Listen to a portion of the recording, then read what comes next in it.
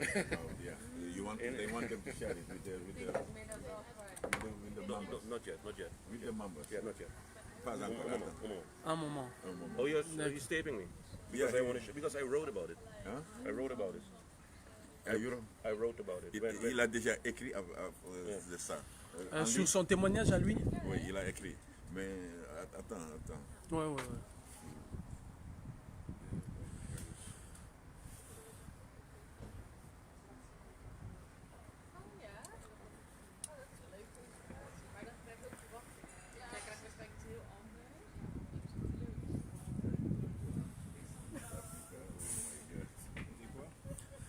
Non, parce que hier, c'était la Donc, première cérémonie officielle depuis un an. Chers compatriotes, connectez-vous. Ils ont annoncé qu'ils m'ont donné le droit Un moment, on va partager un témoignage inédit. Un témoignage inédit. là avec l'Afrique. Donc, connectez-vous, quoi. C'est pas par hasard.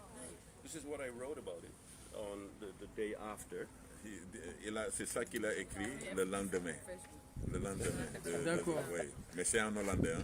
It's in Holland, but I'm comparing it to I'm comparing it. Il le compare à, I'm comparing it to Martin Luther King il le compare avec Martin Luther King. because they were saying that Martin Luther King was peaceful. He was a peaceful activist. Martin Luther King était un pacifiste. Yeah, and still the media was calling him a terrorist, Toujours les médias ils l'ont défini comme un terroriste. Et pourtant c'était un pacifiste. even though he was a Il pacifist. peut éclairer ça, je vais prendre ça. Que ça arrive. Yeah. Donc, chers amis, je vous disais de vous connecter. On va partager un témoignage inédit.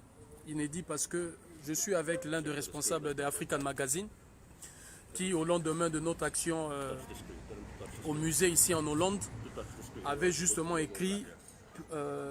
Il faut toucher l'écran de temps en temps. Ouais, voilà, avait justement écrit, disons, un article. Et dans cet article-là, il faisait la comparaison, voilà, de votre humble frère Mwazoulou Diabans avec le camarade passé Martin Luther King, justement par le caractère pacifique et non violent de son combat. Et au-delà de ça, il a un témoignage qu'on va essayer de partager dès qu'il sera prêt, parce qu'il nous a dit un moment, dès qu'il sera prêt, d'autant plus qu'il est, lui, est-ce qu'il est de Trinidad, Jamaïque? Il est de Suriname. I was born Suriname. in Suriname, but I lived on all Voilà, avec notre frère qui vient de Suriname et qui nous a justement partagé son ressenti le jour de cette action-là.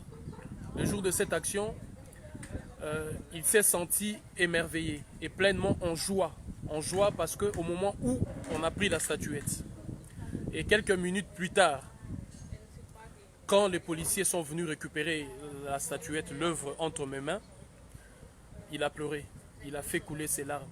Parce que lui, il s'est identifié à cette statuette-là. De la même manière, comme il a dit, que lui, il a été arraché. Arraché en Afrique. Comme vous savez l'histoire des razzias négrières. Comme on a arraché nos ancêtres, on a arraché nos pères, on a arraché ceux qui nous ont précédés. Et à travers cet acte-là, il se voit comme cette statuette-là, ces œuvres d'art qui ont été aussi arrachées et enfermées, exposées, exhibées, comme on a fait avec des humains. Et lorsque cet acte a été posé, donc lui, il s'est identifié à cette œuvre-là, que l'acte que nous, on a posé, l'acte qui a été posé de récupérer cette œuvre-là, c'est l'acte qui a été posé pour récupérer tous nos frères de Suriname, de la Martinique, de la Guadeloupe, de la Trinidad Tobago, de Cuba, qui ont été déportés et arrachés. Aujourd'hui, maintenant là, j'ai compris la grandeur de cette lourde tâche et lourde mission confiée par nos ancêtres et par le Dieu de nos ancêtres. Et je lui ai dit, il est là, je lui ai dit qu'à partir d'aujourd'hui, je suis plus que jamais déterminé à continuer ces combats et à ramener cette œuvre-là à la maison. Parce que j'ai compris la symbolique que moi-même, votre frère Mwazoulou, je n'ai pas fait jusque-là, dans le sens que arracher et récupérer ces œuvres-là, c'était aussi arracher et récupérer nos frères et nos sœurs qui ont été déportés, arrachés pendant les razzias négrières. Donc je vous prends le serment devant nos ancêtres, devant le Dieu de nos ancêtres et devant notre peuple, que les prochaines actions, nous réussirons à sortir ces œuvres-là pour le ramener à la maison, parce que symboliquement, ça représente nos frères qui ont été délivrés parce qu'ils ont été eux aussi arrachés de l'Afrique. Et c'est ça qu'il a partagé avec nous. C'est l'une des rares fois que les larmes de moi Zoulou viennent de couler. C'est l'une des rares fois. Et qu'il m'a transmis cette émotion. J'ai voulu partager ces moments inédits avec vous. Et j'aimerais que vous partagez ces témoignages, que les Africains et les Africaines de la diaspora et de partout comprennent. Et la question qu'il m'a posée de savoir, est-ce que je mesure la grandeur de cet acte-là et le nombre de gens qui sont derrière, qui comme lui se sont sentis émerveillés lorsque cette œuvre-là a été arrachée aux mains des prévaricateurs. Parce que ceux-là même ont arraché nos ancêtres et lui fait partie parmi ces arrachés. En tout cas, dès qu'il est prêt, il me dit, s'il peut, même en anglais, il peut le dire à nos amis. Oh, what I said earlier was basically that Donc voilà. it made me cry when they pulled that artifact out of your hands, because it felt like I was being pulled out of my ancestors' bosom. It felt safe there, and all of a sudden they were pulling it out of your arms. It made me cry because and I also wrote it as a descendant of people who were stolen from Africa. It felt as if I was being stolen again, as if I'm not even allowed to be where I belong. So it made me cry, and I was feeling extremely proud to meet with you, and I'm still feeling extremely proud to know that you're going to continue doing what you have been doing. Yeah. Thank you. Donc, chers compatriotes, vous avez là les témoignages inédits en live. Donc on a vraiment tenu à partager ces moments avec vous ici à Amsterdam, de ces témoignages vivants de nos frères arrachés de l'Afrique et comment ils se sentent quand ces actes-là sont posés. Yeah. Donc vous devez comprendre la symbolique qu'il y a derrière ça. Beaucoup d'entre nous ont été arrachés de l'Afrique et lui, il vient de Suriname réellement. Et derrière ça, il y a des femmes, enfants, beaucoup qui ont été aussi arrachés et qui se sentent libérés à chaque fois que les œuvres sont prises entre nos mains. Et il s'est senti, après vous avez entendu le témoignage, qu'il a pleuré. Donc je le laisse continuer parce qu'il veut rajouter quelque chose. We have beautiful things. We are beautiful beings. So my ancestors were beautiful beings. As beautiful beings, they came and they saw all this beauty. The beauty that you took from the museum. So they came and they took that beauty, those beautiful beings, those beautiful things, and they stole them. So that's how it felt. Yeah. Thank you. Donc vous avez la teneur de ces témoignages vivants qui démontrent justement la nécessité qu'il y a d'aller dans ce sens-là. Parce que quand nous disons que nous ne pouvons demander au voleur l'autorisation de récupérer ce qu'il a volé, nous ne pouvons demander aux négriers et aux prévaricateurs l'autorisation de ramener nos frères et nos sœurs chez nous. Ce n'est pas de l'autorisation dont il s'agit.